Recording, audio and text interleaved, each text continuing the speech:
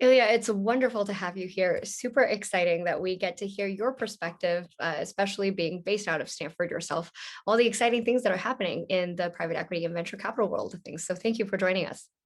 Absolutely. Thank you for having me. And that obviously being based out of Stanford, you've seen a lot of fascinating students over time. So you'll have to share some examples of fun founders and VC investors that you've had in your class and how they were like back in the day. Of course. So, venture capital is all about betting on very, very risky, innovative companies.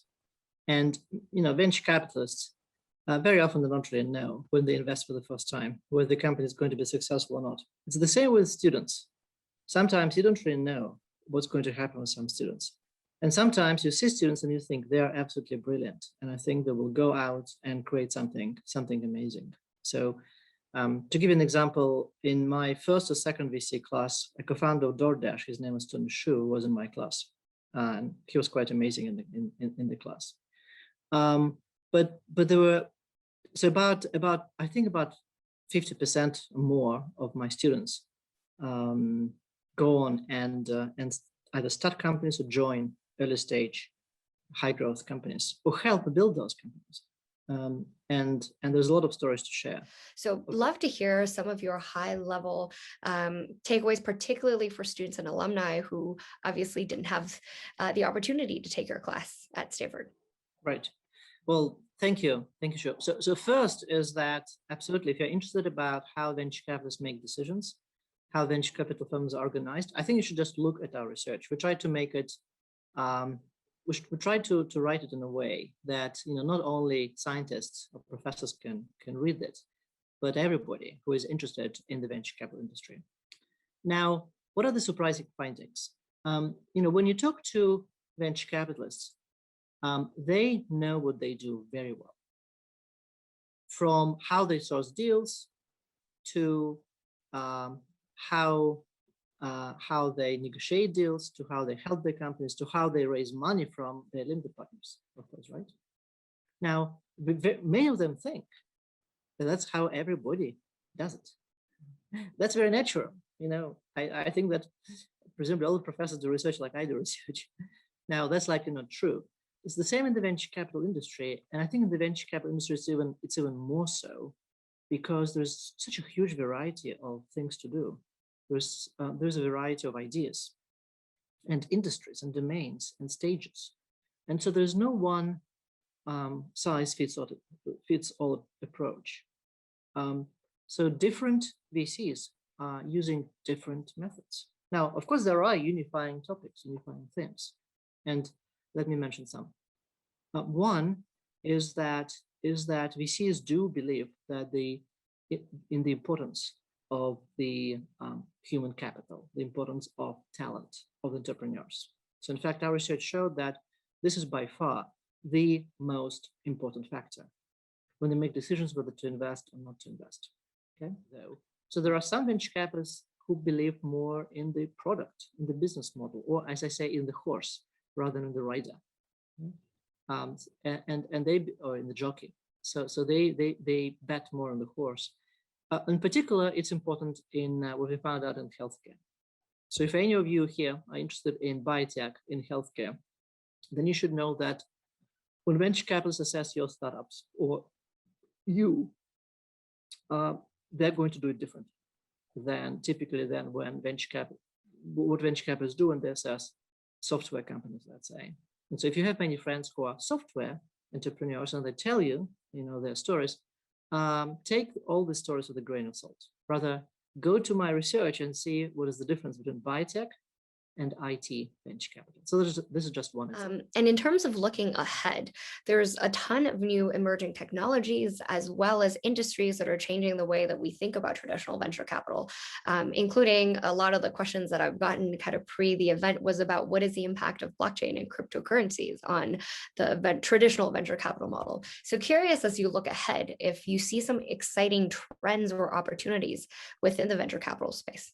Yeah, there's a lot of fashion and hype all happening in the VC space all the time. Now, at the end of the day, the VC is a model of a financial intermediary.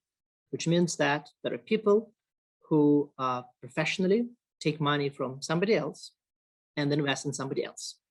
Take money from investors and invest in companies. Okay, that is really their role. And in doing so, they also contribute what I call non-financially, or they add value by selecting the best companies, by helping the best companies, and so on. Okay, but they're still financial intermediaries. Now, can we disintermediate them? I doubt so. Now, I know that DeFi, decentralized finance, blockchains is very, very hype right now. But 5 years ago, when I was giving the similar talk, there was exactly the same question, but it was about crowdfunding. And people ask me, well, whether crowdfunding is good will make VC redundant, irrelevant. Okay. Now, 10 years ago, the same question was about, well, angel investors. Would angel investors make VC completely redundant? So I don't really think so, because decentralized finance is about many small investors being able to invest in new companies. Okay, but then who is going to select the best companies? Who is going to help them? Because if you invest $1, you're just not interested in exerting too much effort helping the companies. And also maybe you don't have also skills to do so. So I don't believe that a lot of new things change the VC industry dramatically. Now, having said that, the VC industry is changing, just I think in different ways. And the VC industry is changing. Let me give you just a couple of examples that kind of less flashy, and therefore people just don't think about this as much, okay? But here's one big change. It used to be that venture capital industry was relatively short term, which is that you invest in a company maybe 30 years ago, and if it's successful, it will go public in 3 to 5 years, or it would be successfully acquired in 3 to 5 years. Now those days are long gone. Nowadays, if you invest in a company as an early stage venture capitalist, you'll wait on average 7 to 8 years, sometimes longer. So SpaceX, that all of us know, was founded in 2002, if I'm not mistaken, in 2003, and now investors are still waiting to get their money back. Looks like. So obviously cryptocurrencies have given a way to help companies liquidate and help founders liquidate earlier, but it obviously doesn't have to be limited to cryptocurrencies as a category. Curious what your thinking is and your take is on the industry from liquidity. Right. So that is another, yeah, please. Thank you, Shuo. That's a great question, because that's another point, another example of where the industry is changing. And it is an important point. And, as always in life, I think there are trade-offs. There are both positive and negative things to say about it. First of all, it's not really about cryptocurrency. I know that people who watch us right now, think in cryptocurrencies, but trust me, it will pass. But the reason is why liquidity is becoming important, first of all, is because it takes longer. Like, think about Shuo, I invest in you, okay? And you're a great entrepreneur. And I say, look, Shuo, if you fail, you will get nothing. But if you succeed, you'll get some return in 3 years. Okay. Now I tell you, Shuo, if you fail, you don't get anything. If you succeed, you get something 10 years down the road, perhaps. And you will not know whether you get anything at all over these 10 years. Now that's much worse, kind of, no? Not many people expect to wait for 10 or more years. As a result of that, there's a need, or there's a demand to create a secondary market. And that's what I mean by liquidity, a secondary market where entrepreneurs, but also very early investors, for example, angel investors, or employees, maybe even more importantly, employees, let's say, who left companies because there was large turnover of those startups. They, again, used to wait until one of the exits, one of the, as we call it, liquidity events. So IPO, M&A, whatever. But now there's over the past 5 years, there's now a possibility to sell. Now this liquidity market, the secondary market, is still very thin. It's still very relatively inactive, but it's exponentially increasing. And so maybe several years down the road, it's going to be much, much more active. Now, is it a good thing? So that is a big question. from the point of view of innovation, and from the point of view of an employee or an entrepreneur who wants to sell faster, I think that's a good thing, okay, on balance. But it's a good thing for everybody. I'm in fact not entirely sure. And that is the reason why, because, well, as I mentioned, there are trade-offs. Now, economic life is all about providing incentives. Like, I need to incentivize you, Shuo, to work, okay? And those incentives could be because you're excited to do stuff, because we love it, okay? Or because you're financially motivated. Or maybe because you're motivated, like if you're an employee, because you're going to be promoted if you're performing well, okay? Now, if I invest in your startup, and the next day you can sell your stake, do you think that you're going to exert the same amount of effort? Or you're going to commit for the same number of years? I don't think so. And now that we've talked about the liquidity piece, we definitely want to talk about the valuation piece as well, because that captures a lot of people's attention on the venture capital space. So you see a number of companies that have delayed going public for a long time. Then last year, we saw all these SPACs taking place, and all of these different activities that take later place, obviously then eventually have ripple effects to valuations even earlier on. So curious what your take is. You've obviously put out a number of research in this space, including, squaring venture capital valuations with reality. So curious what your latest thinking is in this space. Right. So, okay. First, I agree with you that valuation is, of course, a critical component. Okay. And second, I'm often asked is whether companies are overvalued today. I wrote a lot of papers about overvaluation. But let me mention something that is very, very important, because there's some confusion here. So the valuation could be absolute and relative. So when I have a $100 bill in my hand and say this is $100, that's an absolute valuation. But when I say that I have a $100 bill and that's like 50 times more than what you have, that's relative valuation. So when in my research I showed that, for example, venture capital by companies are overvalued, that was a relative statement. They were overvalued relative to the measure that venture capitalists like you, Shuo, used, post-money valuation, or indeed pre-money valuation as well, okay? Which is many people equate to fair value, but it is not. Okay, so that's kind of one, just to trying to unconfuse people. More importantly, about what's happening today. Again, I'm afraid that some things I'm going to say may sound boring, but that is, I think, the life of economists, the fate of economists, to say boring things. Boring things would be, I think, the most important one really in life. Now, why the value of many companies, many innovative companies are high right now, like Tesla, for example? Okay. Well, there are many reasons, of course, and I'm not going to claim that I know all of them, or I know that which one of them are important. But I can tell you one reason, which is really very important, is that if you think about any company,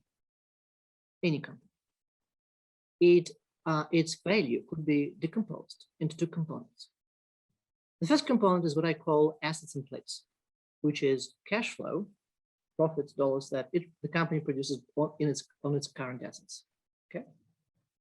And then the second component is growth, the future. Now, think about Tesla. Is Tesla very profitable right now? Does it produce a lot of revenue? Well, relatively speaking, no. Relatively speaking, relative to other giants in the automotive industry. Okay.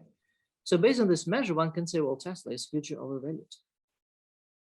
But now let's think about, this is about assets in place. But now let's think about the second component, which is the growth. Now, the market believes that Tesla has much brighter future than the other companies, the competitors. And that is because the market believes, and the market, of course, has increased its belief over the past 2 years dramatically, that the future of Tesla is going to be bright. Okay. Now let me ask you a question as a finance professor, okay? How we think about the future versus how we think about today. I think that's Well, a great perspective to tackle venture capital in the context of a bigger market. I have a couple last questions for you before we either shift over to roundtable or take some questions from the audience.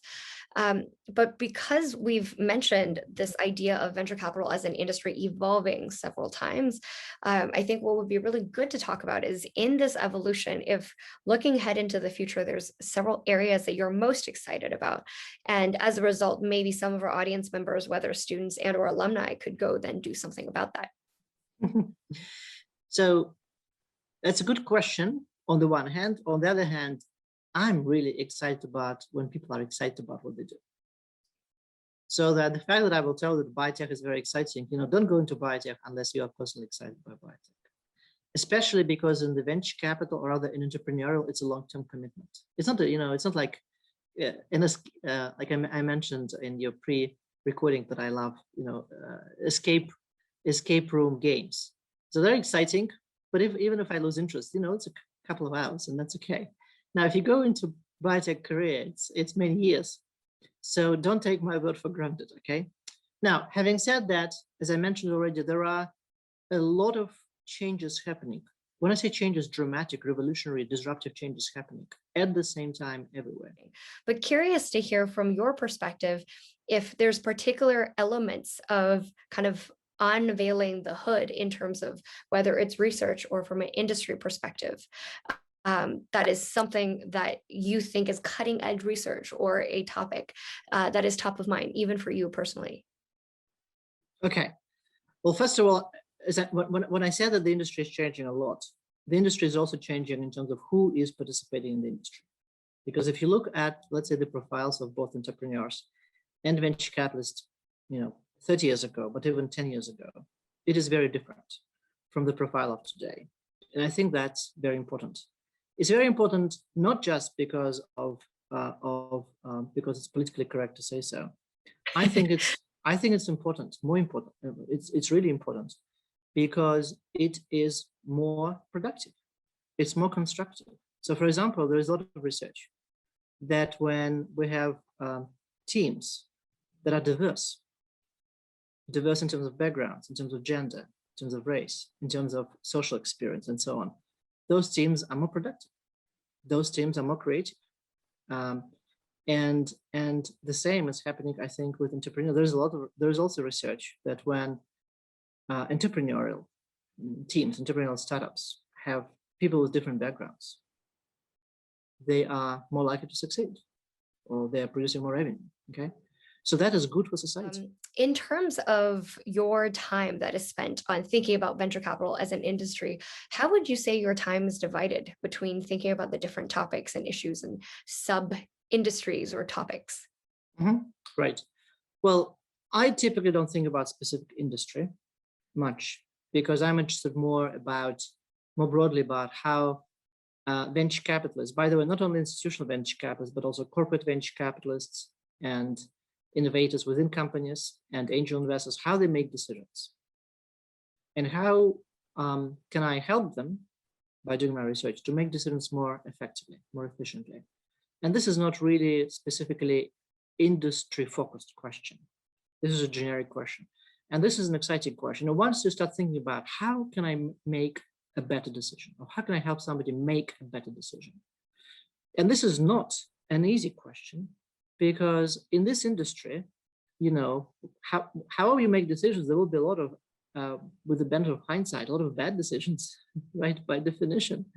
So even if you can improve the decision a little, the quality of decision making a little bit, that's going to be of great help. So a lot of time I spent on this. Second is we talked about valuation briefly, but I'm really, well, as a finance professor, I'm interested in valuation and also the allocation, which means that who is going to get what. For example, how the eventual payoff is get allocated between, let's say, entrepreneurs, employees, investors, between different kinds of investors. And then I'm also thinking a lot about how to make the venture capital industry itself more efficient, which means that, most entrepreneurs think about the interaction between them, entrepreneurs, and venture capitalists. But in fact, a very important piece of interaction is happening between venture capitalists and their investors, limited partners.